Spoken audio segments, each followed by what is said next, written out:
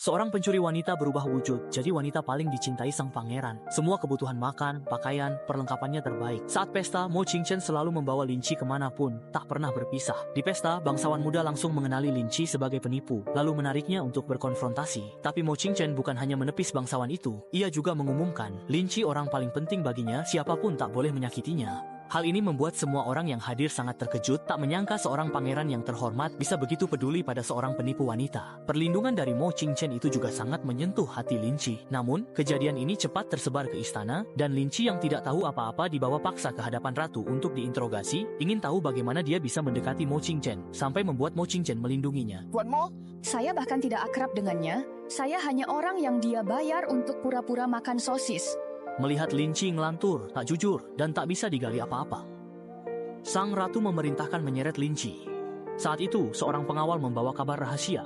Mo Qingchen di jamuan istana, dan putra mahkota memasang jebakan, ingin membongkar Mo Qingchen adalah monster yang membahayakan negara, tidak berperasaan dan tidak berakal.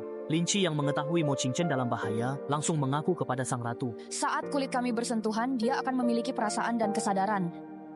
Ia menyatakan bisa membantu Mo Qingchen keluar dari bahaya. Dalam situasi ini, sang ratu tak punya pilihan selain mencoba, lalu diam-diam mengirim Lin Qi ke istana menyamar sebagai Dayang. Putra mahkota mengira rencananya bersekongkol dengan negara Xue akan berhasil, tapi ia tak menyangka Dayang pembawa batu giok itu Lin Qi yang menyamar. Saat Lin Qi menggenggam tangan Mo Qingchen mulai memiliki indera perasa. Apakah batu giok panas atau dingin? Melalui Lin Qi ia bisa merasakannya. Tak heran ini batu Dewa Xue. Sentuhannya lembut hangat, sensasi berlapis sulit diungkapkan kata-kata. Setelah krisis teratasi, Lin Qi berniat diam-diam keluar istana. Tapi ia tak tahu Permaisuri sudah ingin membunuhnya. Permaisuri merasa jika kini Lin Qi bisa membantu putranya, di masa depan dia juga bisa mencelakakan Mo Qingchen. Jadi ia memerintahkan orang menyingkirkan Lin Qi secara rahasia demi menghilangkan ancaman. Saat Mo Qingchen tahu ibunya mengirim orang keluar istana, ia langsung sadar Lin Qi dalam bahaya dan segera bergegas keluar istana. Saat itu, Lin Qi sudah diikat erat dan dilempar ke sungai. Ketika Lin Qi hampir kehilangan kesadaran, untung Mo Qingchen tiba tepat waktu dan berhasil menyelamatkannya. Saat Lin Qi sadar dan melihat Mo Qingchen begitu dekat dengannya, ia merasa meski mati, tetap tak bisa lepas dari cengkeraman pria itu.